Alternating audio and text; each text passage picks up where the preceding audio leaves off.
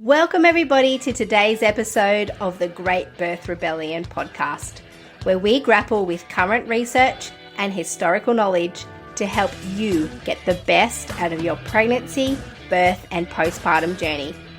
My name is Dr. Melanie Jackson at Melanie the Midwife. I'm a clinical and research midwife with my PhD, which is why I send out a weekly email which contains the resources that we use to create every single Great Birth Rebellion episode. You can join the podcast mailing list at melaniethemidwife.com. Our Great Birth Rebellion premium members also get access to podcast transcripts, additional resources, the Ask Mel a Question button, and an exclusive monthly Ask Me Anything episode where I answer listener questions. That said, let's get into it. Welcome to today's episode of the Great Birth Rebellion podcast. Mel with you here, and today I'm answering the question, do placentas really start failing after 40 weeks of pregnancy? We're talking about the myth of the failing placenta, and many authors have also spoken about this, and I'll be drawing on their work today as well as other evidence as always. Now, this topic stems from women being told by their care providers that if they don't get induced, the more pregnant they get and the longer they gestate, the more likely it is that their placenta will get old and stop functioning so well. Women are told that the placenta, the very thing keeping their baby alive and healthy, they're told that it'll just stop working or stop functioning properly. Many authors write about the aging placenta. So today's episode asks, does the placenta age and function more poorly in later pregnancy than in early pregnancy? And the answer to this question is important because a significant driver for induction of labour in well-healthy women, and something that's contributing to Australia's nearly 50% induction and augmentation rates, is that most hospitals will have a policy to induce labour once you're about 10 days past your 40-week due date. This is actually happening earlier and earlier than that, and many women are told that if they don't get induced that they will put their baby at risk because their placenta functions more poorly in the later stages of pregnancy. So we're going to address this today, and this episode is an extension of episode 3, which is called Due Dates, and we allude to the idea that placentas start failing in that episode, but we didn't really discuss it. So I'm doing that today. And I'll start with a rehash of something I spoke about all the way back in episode 3. So the first bit of this podcast today is actually a throwback to that episode and what I said. Firstly, about the issues with estimating a due date anyway, and the inaccuracies wrapped up with that. And then we'll go into discussion about what happens to your placenta after 40 weeks and some of the possible impacts of being pregnant past 41 weeks, with the intention of giving you information that might help you make decisions about your options later in pregnancy. I will say that there is a difference between a healthy placenta and circumstances where you may have been formally diagnosed with something called placental insufficiency, where it's actually determined by careful assessment and ultrasound that your baby's placenta is indeed not functioning as it should. And this can occur under many circumstances, and it requires monitoring and possible intervention if it's impacting on your baby. So I just want to differentiate here that we're talking about a different thing to placental insufficiency. So I'll first start with some snippets from episode 3 and pick up after that. Let's do it. Before we go all the way to how to calculate a due date, I wanted to talk about what a full-term normal pregnancy is. So when they give you an estimated date of birth, so firstly estimated, and then it's actually the 40th week of your pregnancy is what they're estimating. Like you are 40 weeks pregnant. But a normal term pregnancy is any time from 37 weeks to 42 weeks. And obviously there's outliers, like a 36-week pregnancy could well and truly produce a beautifully normal birth, and as could a 43-week pregnancy, a lot more unusual, but could also be fine. In Australia, the Women's and Babies report came out, which gives us all the general stats on inductions and cesareans and all that kind of stuff. And if you are a first-time mother here in Australia, the induction rate for first-time mothers is 46.8%. So almost 1 in 2 first-time mothers will have their pregnancies induced for one reason or another. I refuse to believe that half of the women actually have indications for that. And I'm coming at this, I've had 4 clients this year who've gone beyond 42 weeks.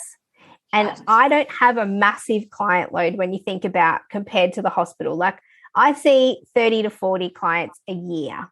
So I've done a lot of delving into like the post beyond 42 research. So why the rush? So what I have learned is that the number one cause of going beyond 42 weeks is a miscalculation of estimated due date. That's in the research. That's literature. They're like, actually, the number one cause is poorly estimated due dates. And I'll tell you how it all started, this due date saga. This story, ladies and gentlemen, starts with a German obstetrician. What's his name? Franz Nagel. Okay, so German obstetrician. He died in 1851. So you can imagine maybe the 1800s. Maybe it was in the middle of his life when he came up with what's now still called Nagel's rule from an obstetrician, not from so this is completely medical idea of pregnancy. We're not talking about like, the traditional midwives and, these really wise civilizations who were watching pregnancy way before the 1800s and working out when a baby comes out. Observation. This is from a medical philosophy. All of this intuitive and historical knowledge that people gathered by watching and observing has been completely overshadowed by the medical way we do things now. So even the process of estimating a due date has been completely medicalized and taken over by obstetrics. So sweet Nagel, Nagel's rule relies on women knowing when the start of their last menstrual period was. So it's a maths game, really. So and all of those apps, when the due date calculators online, they're all basically based on Nagel's rule. So then you've got to apply Nagel's rule, you have to know when the start of your last period was. And then you add 7 days, subtract 3 months, and then like add the next year onto it. So you add 7 days, subtract 3 months, that's your due date. And it gives you a due date, which is in 10 months' time. So we're not pregnant for 9 months. People are like, oh, it's 9 months. It's actually 10 months. So another, what the heck? Yes, 10. It's 10. And people talk about it being 10 moons, actually. So we're not even talking about, 10 moons. Yes. And so that's the due date calculator. But that is based on a woman who bleeds regularly 28-day bleeding cycle.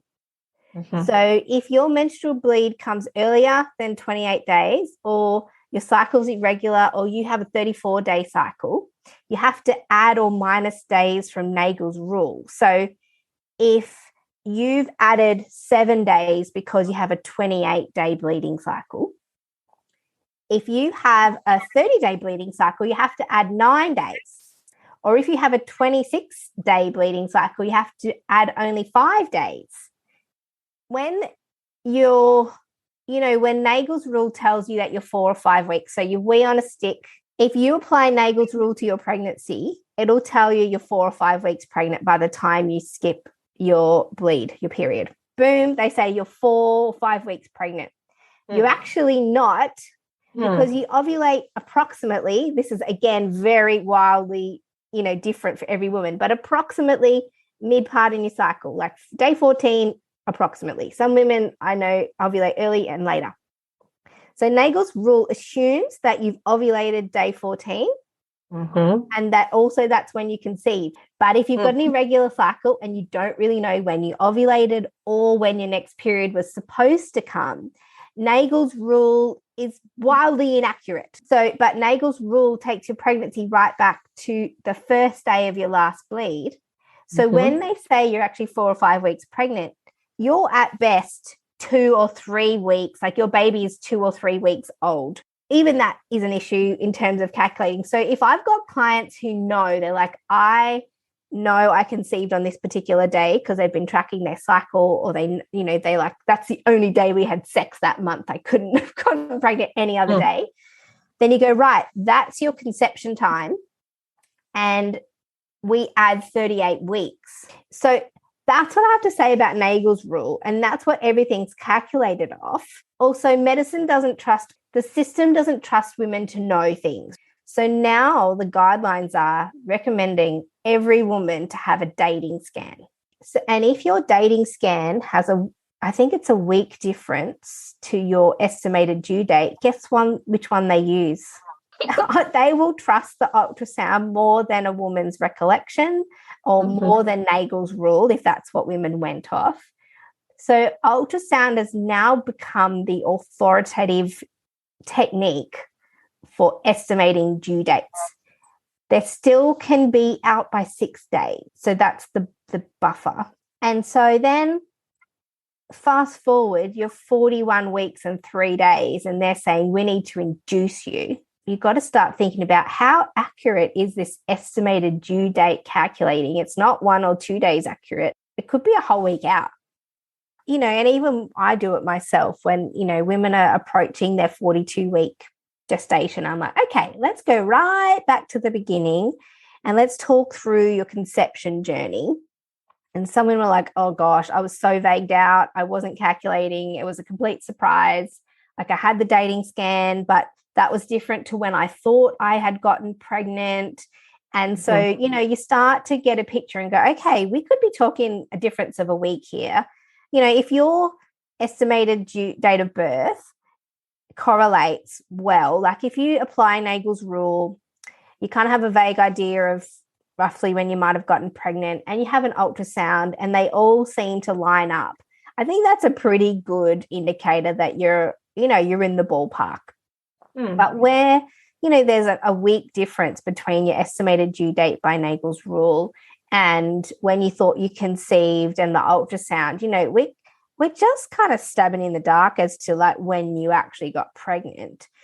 So I guess the other reasons for going beyond 42 weeks, it could be a familial genetic thing where, when women talk about, oh yeah, all my sisters, my mum went overdue, that's our family story. And some babies need to gestate for 42 weeks to be ready. And some babies are ready at 39. So there's a complex web of things that happen to trigger off labor. And thank God we actually don't really know all the pieces that are required, that happen in the body and how a woman and the baby's body interact to trigger off labor. Because if we did know, then that just opens the door to manipulate birthdays even more than we already do. So there's the estimating your due date. Then there's the fact that not all babies need to gestate over 40 weeks to be born, but honestly, most do. Anytime a woman gives birth before 40 weeks, in my particular client load, I get a bit of a surprise. I'm like, oh, wasn't expecting that. And we could talk about the ARRIVE trial, which actually the big outcome from the ARRIVE trial is they said if you induce everyone at 39 weeks, which seems to be what they believe is this golden point in a pregnancy where you don't have the issues of prematurity. Like if you induce a woman at 37 weeks, in your mind as a practitioner, you're thinking, okay, we've reduced the risk of one thing by getting the baby out of this woman who's a danger to her child. This is the medical way of thinking. We've reduced that risk of the pregnancy, but we've increased the risk for the baby because there's elements of prematurity where the baby might not adapt to being born yet. So the issues of prematurity get less and less the further you go along in the pregnancy. And they believe by 39 weeks, if you induced everybody, you would have a very small risk of prematurity complications for the baby. So then once women are 39 weeks, then they believe that you've reduced the risk of prematurity. But what does start to go up, it goes up from about 37 weeks, is the rates of stillbirth. And this is the fear in every single practitioner's mind. This is what makes them act, is the risk of stillbirth. So anytime they talk to women about induction for post-dates, I'm using speech marks again, post-dates, I hate that term, they will always quote the research that the stillbirth rate doubles, right? Once you go over 41 weeks, the stillbirth rate doubles.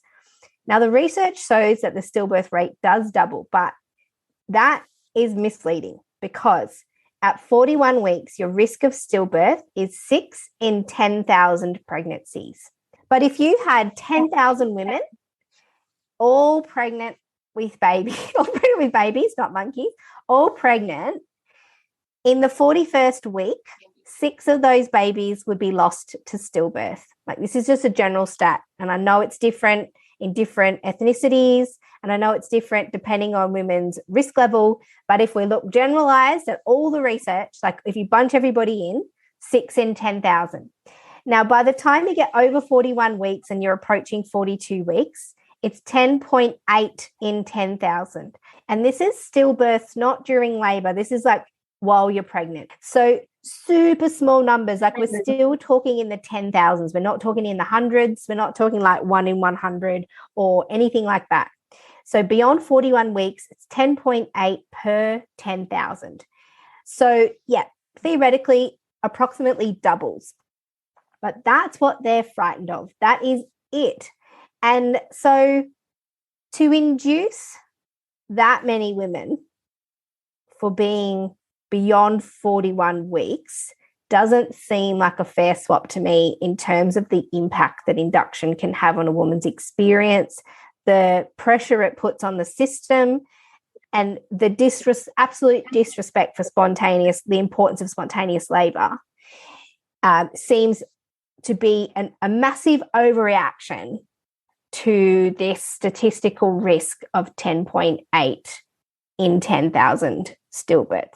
And I guess here too, we can talk about, okay, what do you do if you're sure of your due dates, or even if you're not sure of your due dates, and you find yourself in a situation where you're being told that you need to be induced or that they want to book an induction, because that's another thing you can do. If you want to, go ahead, book an induction date like the hospital will say, but you are free to just not show up to that appointment if you don't feel like having your baby at that time, if you feel like that's not the time.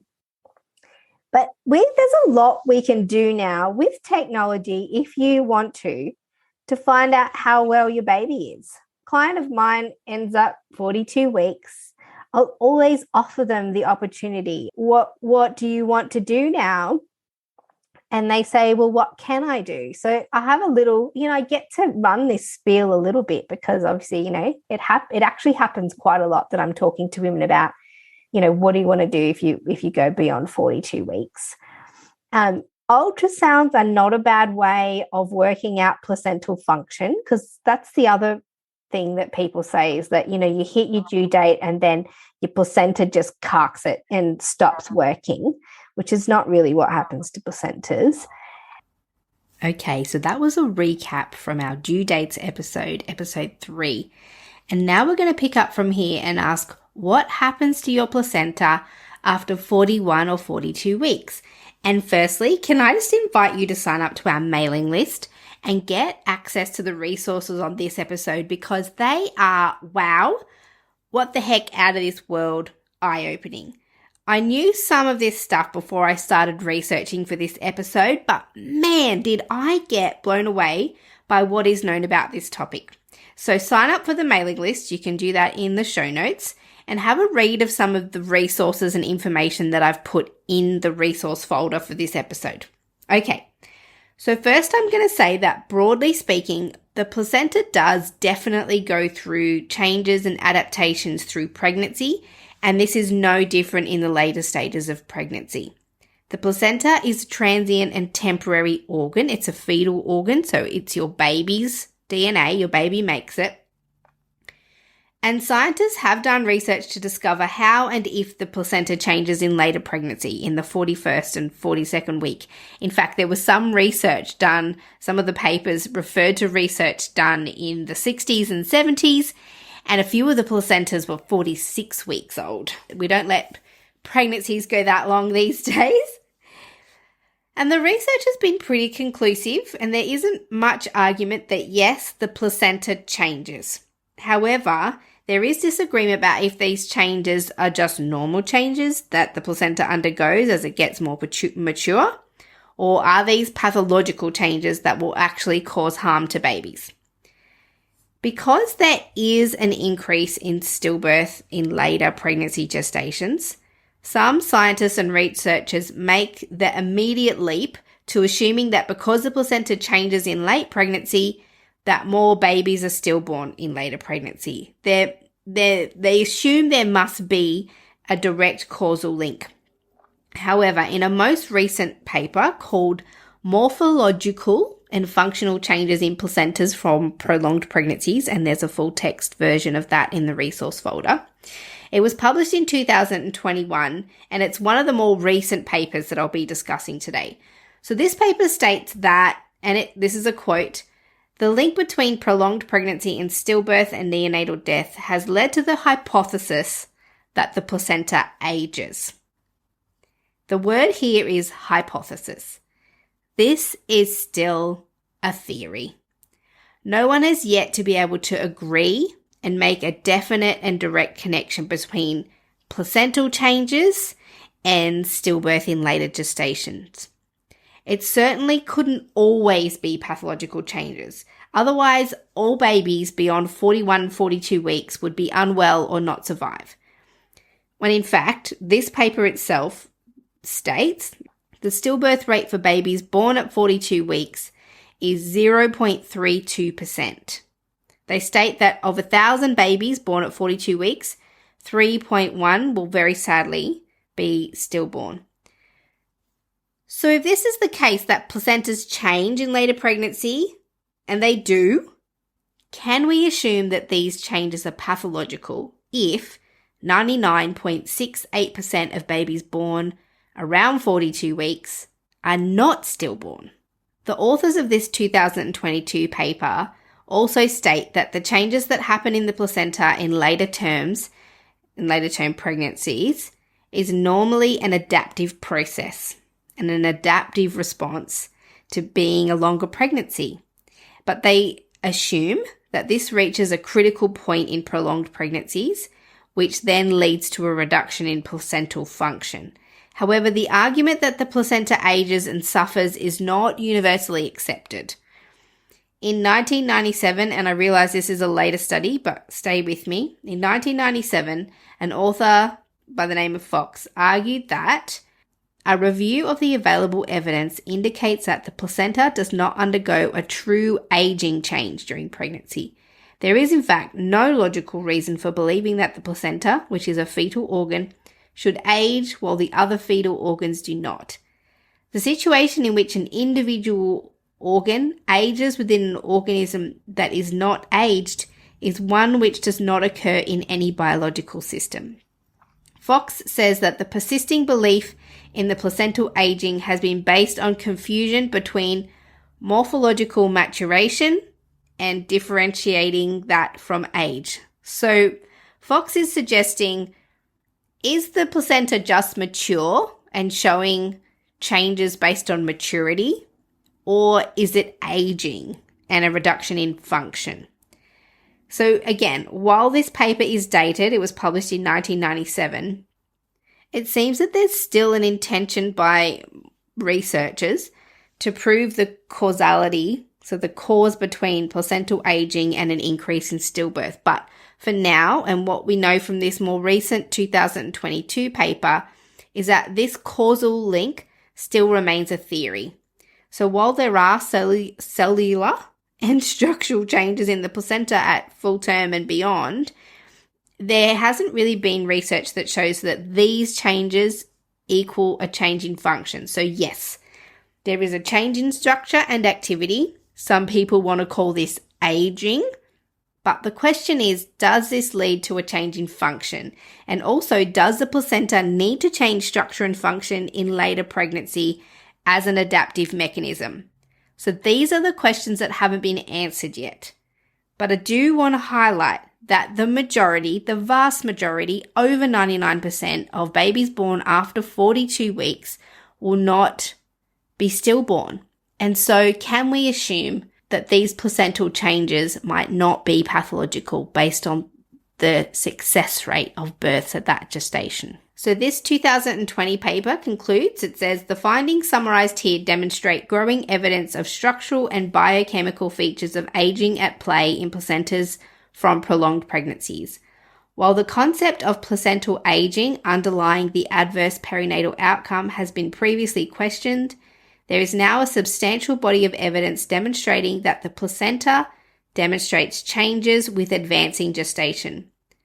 While these changes may initially be adaptive, allowing the placenta to mitigate the effects of increasing oxidative stress, these may become overwhelmed, meaning the placenta is less able to meet the needs of the baby in prolonged pregnancy. The findings reviewed here identified macroscopic observations of reduced placental growth, microscopic changes in the placental villus structure, and functional changes in oxygen and nutrient delivery in prolonged pregnancies. So what they're saying is that changes occur, yes, but I do want to remind you again of the survival rate of babies born around 42 weeks to be 99.68%. So are these changes adaptive and responsive to the needs of a baby at that gestation, or are they pathological? So this paper itself concludes by saying that evidence demonstrates that prolonged pregnancy is associated with fetal, neonatal, and maternal complications. Yes, that is true, that the rate of complications increases, and that this can be reduced by a policy of an induction of labour before 42 weeks gestation. However, the number of interventions needed to prevent one perinatal death is high. This is what the authors of this paper said. The number of interventions needed to prevent one perinatal death is high. Over 400 women need to be induced. So this paper is saying that you would need to unnecessarily induce over 400 well and healthy women and babies to prevent one poor outcome.